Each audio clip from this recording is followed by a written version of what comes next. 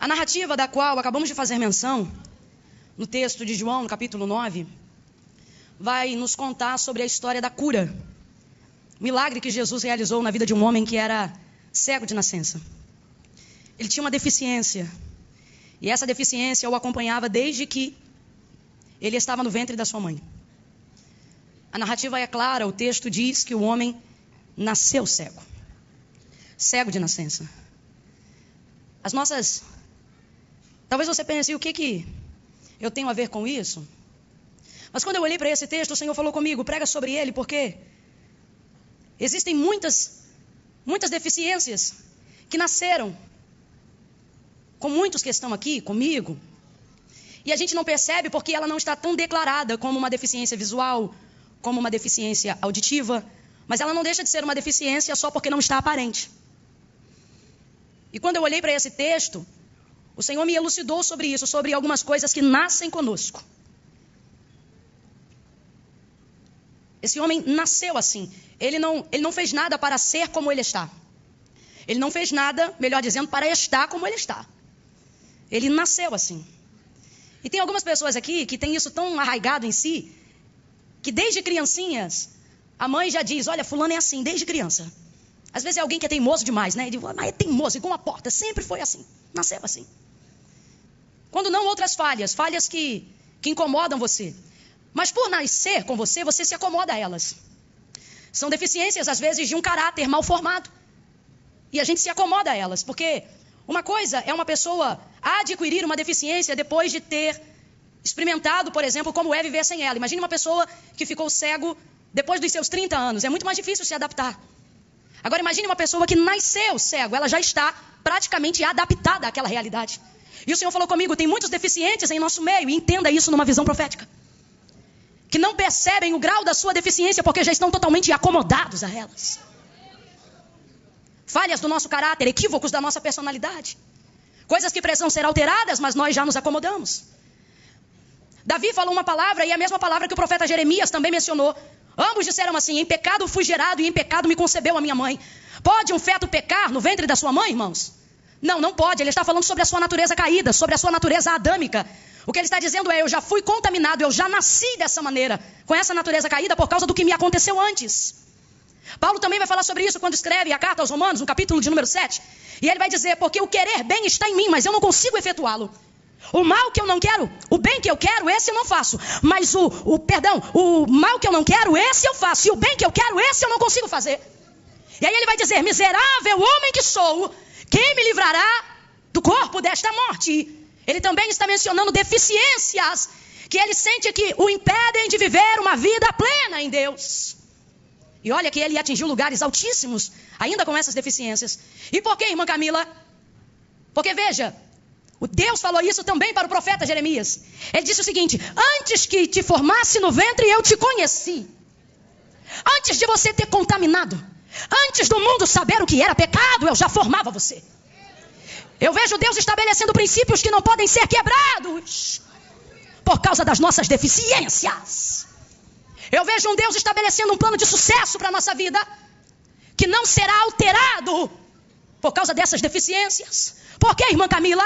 Porque o Senhor visitará as áreas que nos impedem. Esse é o seu plano desde o início. Quando você observa a vida deste homem, você vai ver como Jesus trabalha na operação desse milagre. Olha o que o texto diz. Quando Jesus ia passando, viu um homem cego de nascença. A deficiência desse homem, neste caso, é uma cegueira visual. Por causa disso, os discípulos vão olhar e vão dizer, Rabi, quem pecou? Esse ou seus pais para que nascesse cego? Só falam daquilo que ele tem, só ressaltam a sua cegueira, só falam da sua deficiência. Rapaz, isso é tão complicado que mesmo depois que o homem já havia ido no tanque de Siloé e já tinha sido curado, a vizinhança que viu esse menino, ser menino cego, neném cego, adolescente cego, adulto cego, está vendo ele agora enxergando. E de vez de ficar espantado com a cura e com o milagre que foi alcançado, não, mesmo depois de vendo, mesmo depois de curado, a comunidade local, a sociedade só vai lembrar do que ele fazia. Vai dizer, não é esse o esmoleiro, rapaz, o homem está curado. Viram ele nascer cego, ser menino cego, adulto cego, e agora estão vendo ele enxergar e não conseguem ver o tamanho do milagre. Apenas olham para ele e dizem, não é este aquele que pedia esmola? Então veja, os discípulos só conseguem olhar para aquilo que ele tem, só falam da deficiência. Sabia quem pecou? Esses são seus pais para que nascesse cego. Só falam da deficiência, só falam daquilo que ele tem. Complete para mim, só falam daquilo que ele... Só falam daquilo que ele... E a sociedade só fala daquilo que ele faz.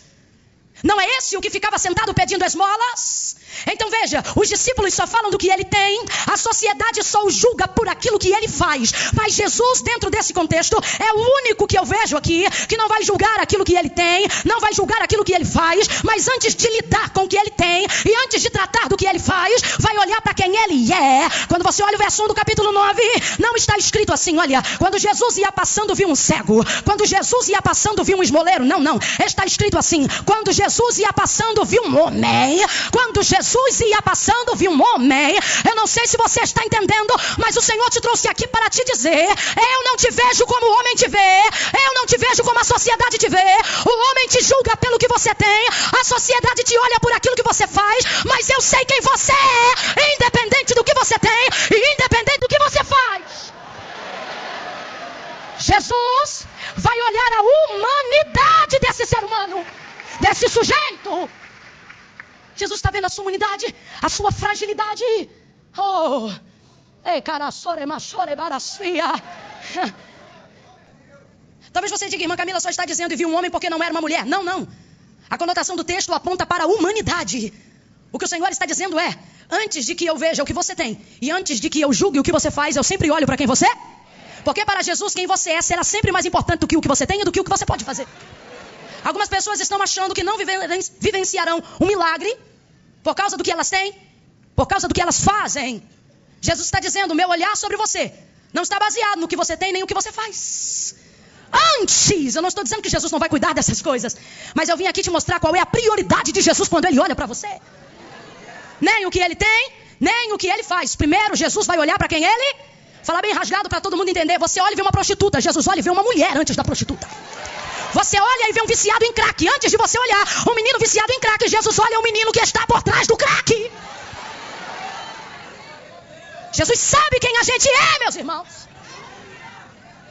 Quando você olha para o capítulo 1 do livro de Jó, você vai ver Deus dando testemunho de Jó a Satanás. Deus não vai falar sobre nada do que Jó tem. Deus não vai falar de nada do que Jó faz. No auge da sua dor, quando ele já está com cacos de telha, coçando as suas úlceras que atravessavam a sua pele, ele vai fazer menção, ele vai se lembrar de quando ele chegava na sua cidade, como ele era ovacionado pelos seus conhecidos, pelos seus vizinhos. Já vai fazer menção de sentar em uma cadeira e cada um segurar a ponta de uma cadeira e levantar a cadeira para o alto. O texto não vai dizer o que eles diziam, mas tudo leva a crer que o honravam por aquilo que ele tinha e por aquilo que ele fazia. Eu imagino que provavelmente diziam, Jó, o homem dos melhores banquetes, Jó, o dono das maiores festas, Jó, o homem mais rico da terra de Uz, Jó, o maior filósofo de todos os tempos, Jó, poderoso em sabedoria, grande em conhecimento, Jó, o homem dos 1000 camelos, Jó, o homem das muitas ovelhas, Jó. Aí vai Deus dar testemunho de Jó a Satanás. E veja como o prisma de Deus é totalmente diferente do prisma do mundo. Vai Deus dar testemunho de Jó a Satanás e vai dizer, tens tu visto o meu servo Jó? Não há nesta terra homem. Ei, calaçore, baraçoria.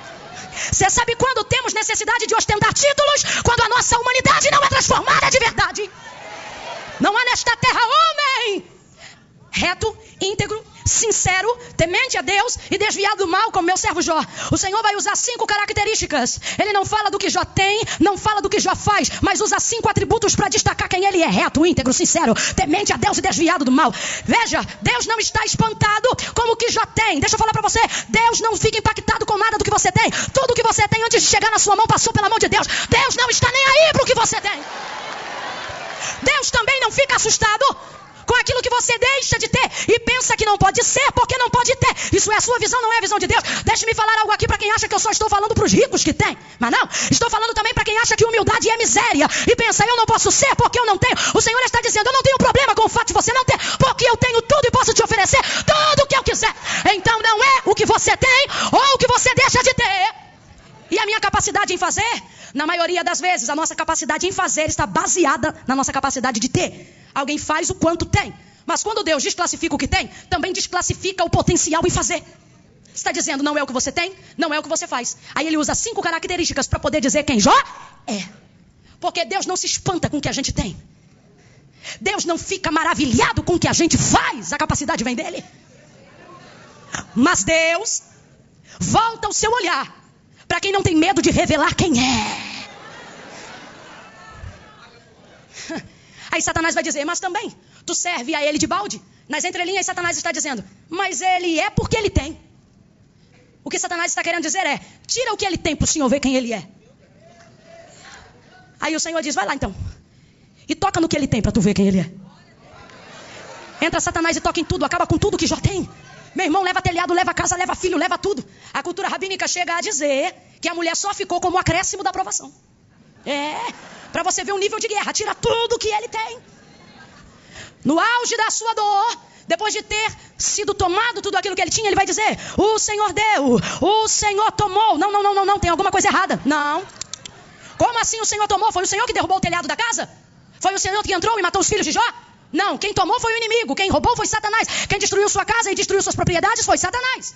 Mas Jó vai me abrir a boca e ele não deixaria de ser um adorador se ele dissesse, o Senhor deu e o inimigo tomou. Todavia, bendito seja o nome do Senhor. Ele continuaria adorando, contra fatos não há argumentos. Mas vai dizer isso para Jó?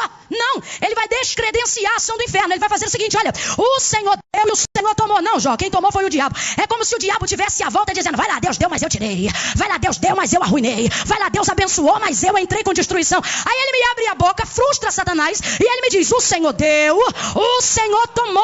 Por que é que Jó não disse o Senhor deu e o diabo tomou? Porque Jó não reconhece hierarquia satânica sobre a sua casa. Escute.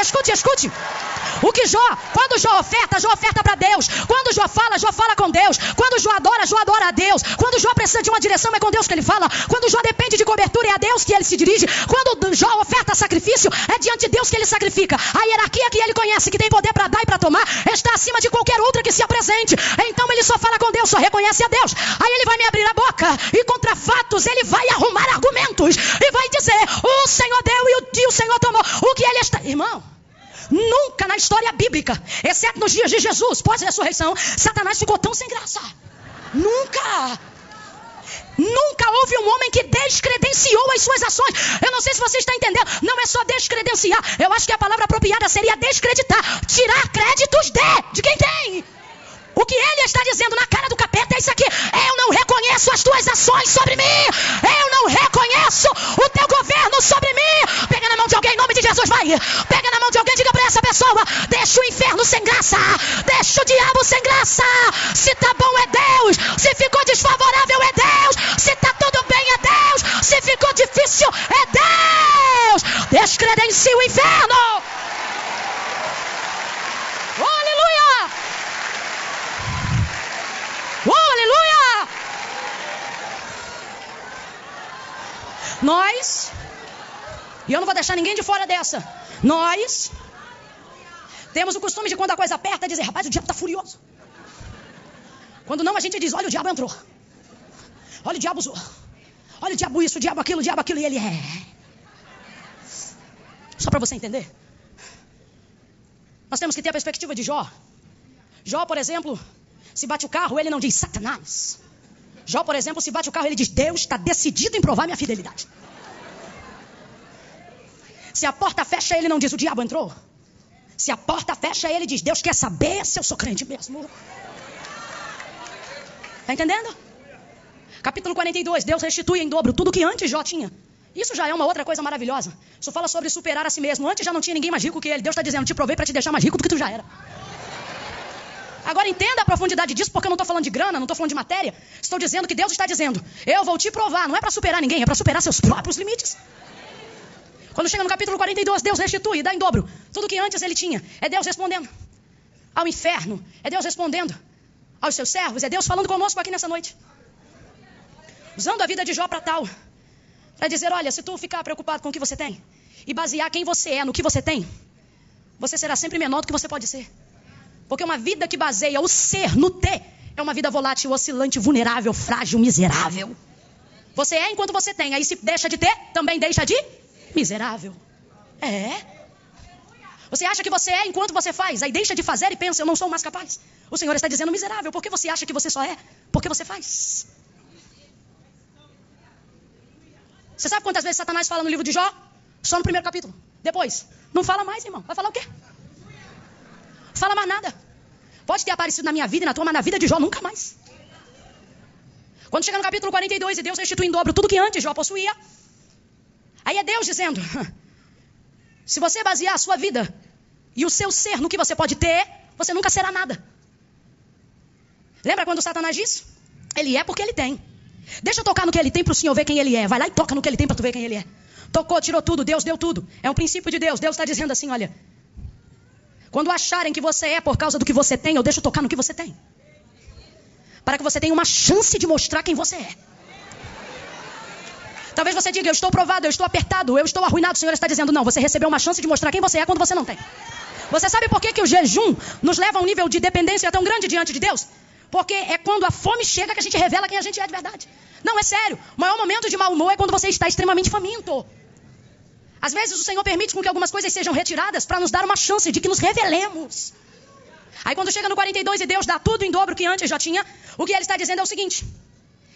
Ele não é porque tem. Quando ele deixa tirar, ele está dizendo, ele não é porque tem. Pode tirar, porque ele não é por causa do que tem. No capítulo 42 ele diz, pode dar tudo de volta. E acrescenta, porque ele não é porque tem, mas agora vai ter por causa de quem é. Agora vai ter por causa de quem é, você está entendendo? Quando você entender que tudo que você pode ter e tudo que você pode ser é apenas uma sombra de quem você é, Deus vai te dar muito mais, porque ele vai entender que você não está baseando o seu ser naquilo que você tem. É por isso que quando Jesus passa e vê o cego, ele não olha para o que ele tem, ele não olha para o que ele faz, ele vai olhar para o homem que ele é. Se ele é bom, se ele é mau, se ele é pecador, se ele não importa. Jesus não está olhando para o que ele faz, Jesus está olhando para quem ele é. Alguém diz cego, Jesus diz um homem. Alguém diz esmoleiro, Jesus diz um homem. Alguém diz prostituta, Jesus diz uma moça. Alguém diz traficante, Jesus diz um homem. Quando Jesus olha para o cego, irmãos, a especulação teológica começa. Rabi, quem pecou, ele ou seus pais, para que nascesse cego? Jesus curou a tantos e eles nunca perguntaram. Por que um era leproso, por que o outro era paralítico? Mas o cego, todo mundo quer saber. Aí eles botam como se fosse uma pergunta. Rabi, quem pecou? Esse ou seus pais, para que nascesse cego? Isso não é uma pergunta, isso é um julgamento. Quem pergunta diz por quê, não afirma qual é a causa. Eles estão dizendo, ou foi ele ou foi os pais. É só o Senhor falar quem é, porque que foi um deles, a gente já sabe. Começam os questionamentos, vem comigo e diga especulações. É exatamente o que acontece quando Jesus está prestes a fazer um milagre. É exatamente o que acontece quando Jesus para tudo e olha para você. As especulações começam. Eles não tiveram o mesmo interesse por nenhum outro que apareceu necessitando de socorro dentro da história. Mas fazem da vida do cego o assunto do almoço. Fazem da vida do cego o assunto da janta. Fazem da vida do cego a tese para ser especulada. Eles não estão preocupados com o cego, porque se o princípio fosse esse, também se preocupariam com os leprosos, se preocupariam com os paralíticos. Eles não estão interessados no cego. O interesse deles é porque o cego é interessante para Jesus. E tem gente aqui deixando de dormir, ficando agoniado, perturbado, porque foi Jesus olhar para você e as especulações começaram. Foi você botar uma Bíblia debaixo do braço e as especulações começaram. Eu não tive o privilégio de nascer num lar evangélico. Então, outrora, quando ia para baile, nessa ocasião, ninguém queria saber com que dinheiro eu pagava o ingresso. E se ficasse assentada numa roda onde a gente bebia, ninguém queria saber com que dinheiro se pagava aquilo que estava bebendo. Você andava na rua pra cima, pra baixo, ninguém queria saber se era teu namorado, teu amante, teu colega, teu irmão, teu vizinho. Problema. Tu bota uma Bíblia, atrai o olhar de Jesus e todo mundo quer saber, mas tá botando dinheiro do carro com o quê? Foi eu viver pra Cristo e de um tempo pra cá quer nem saber, mas mora lá por quê? Paga com o quê? Com o que tá abastecendo o carro? Mas por que tem esse carro? E mora nessa casa por quê? E como é que tá viajando? E aonde que é isso? E onde que é aquilo? Aí se você anda com o irmão, alguém, mas será que é marido, é namorado, é amante, é o quê? Tem que ficar de olho, hein? Tem que saber o que que é. De repente começam as especulações e a gente vai parando de dormir. Vai ficando agoniado. E Jesus estava dizendo, e Jesus está dizendo para nós hoje aqui, era para você estar dormindo melhor. Porque quando eu não te olhava, tu já caminhava. Quando eu não te olhava, tu já vivia. Quando eu não te olhava, tu já dormia. Agora que chegou o tempo de eu despertar os meus interesses sobre você, as especulações começaram e você está ficando sem comer por causa do que andam dizendo. Está ficando sem dormir por causa do que andam falando. Está ficando perturbado por causa de uma indireta que jogaram de um troço que você está vivendo. E fica agoniado. Jesus está dizendo, era para estar dando culto de ações de graça. Era para estar oferecendo sacrifício de louvor. Porque quando eu não te olhava, ninguém te olhava. Sabe por quê? Tua vida não era interessante. Agora eles querem saber por que eu olhei para você. Mas eles nunca vão entender. As pessoas especulam porque elas querem entender. Por quê? Por quê? Mas de onde? E como é que foi isso? mas elas não vão entender, porque não tem a capacidade de olhar como Jesus. A sociedade só te julga pelo que você tem, a comunidade local te avalia pelo que você faz. Jesus está dizendo, ninguém vai entender porque eu não te olho como eles te olham. Ninguém vai entender porque eu não te vi como eles te veem. Ninguém vai entender. E as especulações começam. Eu não sei para quem, mas Deus trouxe algumas famílias hoje aqui para dizer, vai dormir. Para de bater boca em comentário de rede social. Para de se ofender com uma indireta. Ter o privilégio de alguém falando da sua vida mais do que a dele própria é ter o privilégio de entender que a tua vida é mais interessante do que a dele. Porque Jesus te viu. Anime alguém aí e diga, Jesus te viu. Diga, Jesus te viu. Adore porque querem saber, porque Jesus te viu. Só falam porque Jesus te viu. Eles querem saber. Que interesse Jesus tem nele. É para nos ensinar se o pai pecou ou se quem pecou foi ele. Veja como eles limitam a operação do milagre. Rabi, ou foi ele ou foi os pais. Eles estão dizendo ou A ou B. Eles estão limitando o milagre, a operação de Jesus na vida daquele cego. Ou é desse jeito ou é desse jeito. Ou é assim ou é assado. Eu até entendo quando a sociedade, quando vem de fora e alguém limita dizendo, é porque ele é assim porque o pai era, e a mãe é assim e ele vai ser assim também. É porque só tem dois caminhos, ou vai ser desse jeito ou vai ser desse jeito. Eu até entendo quando vem de fora, mas muito mais me incomoda. Jesus está mandando eu falar sobre isso. Quando não vem de fora, vem de você. Aí me incomoda muito mais. Porque eles não podem impedir, mas você pode tolir o que Deus está prestes a fazer. Não porque ele não é poderoso, mas porque algumas coisas dependem de você. É necessário que aquele que se aproxima de Deus creia que ele existe, que é galardoador daqueles que o buscam. Quando você começa a limitar, aí eu começo a me preocupar. Você entrou hoje aqui limitando o poder de Deus por causa das suas circunstâncias, por causa das suas deficiências. Limitamos Deus por causa das nossas circunstâncias. Vou falar bem rasgado para a gente terminar. Você entrou aqui dizendo, Senhor, olha a oração do limitado. Senhor, porque tu faz alguma coisa, ou vai embora ela ou vai embora eu. Senhor, porque eu quero fazer a tua obra. Mas ou o Senhor me dá um salário digno e eu faço a tua obra, ou o Senhor abençoa a minha vida espiritual para que eu seja remunerado e assim eu possa largar o trabalho. Teu papo com Deus é esse, ou uma coisa ou outra, e está trazendo Deus para tua caixinha. Ou é aqui ou ali. Senhor, porque ou tu abre um empréstimo no banco ou eu vou ter que falar com um agiota. Limitando o poder de Deus por causa das suas circunstâncias, trazendo Deus para o seu mundinho. Ei, não foi o cego que achou Jesus, foi Jesus que passando viu um cego. Não foste vós que escolhestes, amém, João 15, foi eu que vos escolhi a vós. Jesus está dizendo, não está no seu controle, mas está no meu. Senhor, porque ou sai ele ou sai eu. Jesus, quando eu olhei para a mensagem, ele disse, diga à minha igreja que eu sou a terceira alternativa. Eu disse, Senhor, não tem, só tem duas, ou é ele ou os pais, ou é o templo ou é o monte. Jesus disse, pois é, diga que eu sou a opção surpresa. Qual? Aquela que ele não cogitou. Aquela que ela não pensou. Sabe aquele profeta que revela tudo quando você precisa? Fala que eu não contei para aquele profeta, contei para um que ele não conhece. Sabe aquela irmã que tem os sonhos de interpretação e que de vez em quando você procura para interpretar? Tua vida está branca para ela, porque o Senhor está dizendo, eu tenho uma opção surpresa, uma opção desconhecida. Ou sai ele ou sai eu. Jesus está dizendo, e se eu te disser que não sai ele nem você, entra eu e fica os dois. E tendo dito isto, nem ele nem os pais, isto aconteceu para que se manifeste nele as obras de Deus. Tendo dito isto, cuspiu, fez lodo com a saliva. Numa versão mais apropriada, fez lama. Abre a boca, diga lama. Lama tem um poder de exposição muito grande. O Senhor agora vai pegar a lama e vai colocar apenas na região dos olhos, porque é a área da deficiência dele. Eu não sei qual é a sua, mas a sua proximidade com Jesus há de revelar a área da sua deficiência. Se ainda não revelou, é porque você ainda não chegou perto bastante. Se tem uma coisa que revela defeito, é proximidade. Sabe por que eu sou amada por muitos? Porque eles me conhecem pouco.